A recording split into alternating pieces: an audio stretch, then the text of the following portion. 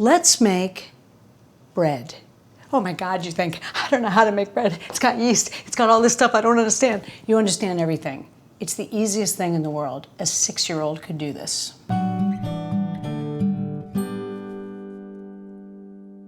First thing you need is 3 cups of regular flour, just normal flour that you have in your house, nothing special. And here's the terrifying yeast that everybody's like, holy crap.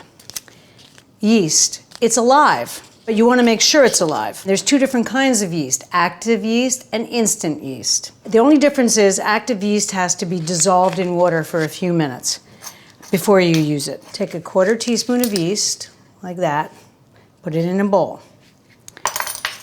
The recipe calls for 1.5 cups of water. Not too cold, not too hot, just sort of wet the yeast. This is active yeast. Instant yeast you can just put straight in. And you're going to leave it like this for a few minutes. If it dissolves and makes sort of a milky color, it means the yeast is alive. If it remains in the globules, ours is already melting, it means it's not alive. Look, I'm going to give it to you straight. This is essentially the famous no-knead recipe from Sullivan Street Bakery that was in the New York Times. Just trust yourself, you can do it. So you're going to take some salt, more than he says, by the way. Take some salt, and you're going to put salt in the flour. It has 4 ingredients: salt, flour, yeast, water.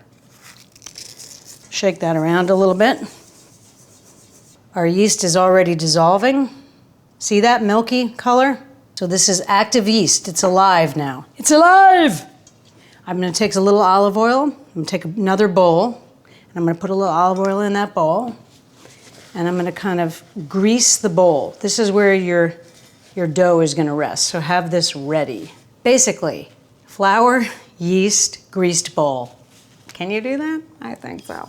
That's 100% activated yeast. See how long that took? Less than 5 minutes. Pour both of these things in at the same time so they get kind of mixed together. And you're going to bring this together into a dough. It's a little bit messy, this part. You're going to bring it together like this. You're not kneading it, you're just making a dough. You want to leave this in sort of a warmish place, not hot, but definitely not cold, because yeast is like a person. It's like an old person. It doesn't like it too hot or too cold.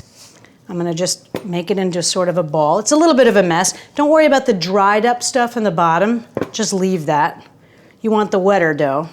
Don't mess with it too much. I'm just trying to make it into a globule. And then I'm just going to plop that globule into the bowl. So you just want to make it look sort of flat. You don't have to make a big deal out of it. You don't have to obviously knead it, hence its name, no knead. Your hands are filthy, right? After I wash my hands, I take my wet hand, kind of tuck in the edges. This is totally unnecessary, but I like it to look nice when it's sleeping and growing. You're going to take a clean rag, and you're going to cover your dough. And you're going to find a spot for it, like I said. It's called a proving. You're proving the dough. If you watch a certain television show called Great British Bake Off, the greatest show besides MasterChef Professional UK, they have proving drawers in their ovens. I don't have that. So, a dishwasher that was recently run is a good place to put your dough. An oven that was warmed and is now just slightly tepid, that's a good place to prove your dough. In this case, I'm going to use the dishwasher. And that's going to stay there for at least 12. 18 is great, 24 is fine. And it's going to grow.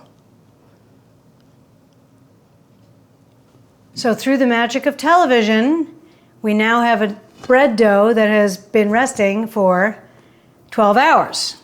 So as we pull it out, you're going to see it makes these strings. So that's gluten. That's what you want. So you take a nice clean rag and you put some flour down on the rag, like this, and you basically pull out your dough, and it'll plop down like that.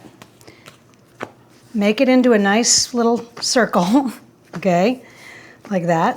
You're not kneading it, right? Because it's no knead. So you're going to fold it like this. 1, 2, 3, 4. Okay? So here we go. 1, 2, 3, 4. And then we're going to put it this side down, make sure it's nice and floured. This is the bottom. And when we put it into the pan, we're going to flip it again. But we're going to do a sort of a 10-minute second rise or second prove. You can do this for 30 minutes or for as long as you want, really, another 3 hours. But really 10 minutes, 20 minutes is good. I'm just going to fold this over like this. I've turned the oven on to 480, 500. And I put a Dutch oven in there to be piping hot. So we're just leaving this for its second prove. Okay, you've done your second prove. And it's about an hour and 15 minutes, hour and a half from when the boy comes or the girl comes. Here it is, it's had its second prove. The fold I made is underneath. This is not perfectly easy to pick it up and drop it in there. This has been on at almost full whack, 500 if you can deal with it. This is at 490. Here we go. I'm going to take out the Dutch oven so it's placed correctly for me. It's really, really hot. I'm going to take my bread using the towel. I'm going to turn it like this, and I'm going to go like this. Then I pick this up, and I put it back in the oven, and I close the door. And that's it. It's going to get hot in your kitchen. It's hot in here right now. You cook it for about 30 minutes, all the time thinking it's never going to work, with the lid on, which I forgot to do. Hilarious. 30 minutes with the lid on, 10 minutes with the lid off. You'll see what's going to happen. You'll see how beautiful it is. Look at this. Miracolo! 4 ingredients. Flour, salt, and yeast. 3 ingredients. It's bread! Look at that! Give me a break! So leave that to cool, because it's nuclear right now. You can serve this warm, I mean, it's divine. You can wrap it in a nice sort of towel and bring it to the table and let them tear it apart. Or you can leave it, you know, and make sandwich. You can do anything with it. It's bread. You actually made bread. The first time I did it, I could not believe that I had made bread. I made bread. Good job, Brandy. That's what I thought. When I was in college, I was doing a crossword puzzle in the deli, and I was like, staff of life, the staff of life, what could it be? The staff of life, the staff of life, what could it be? And after like 20 minutes, this guy walks out with his newspaper under his arm and he goes, bread, in my face. So here you go, bread, the staff of life. You can do it.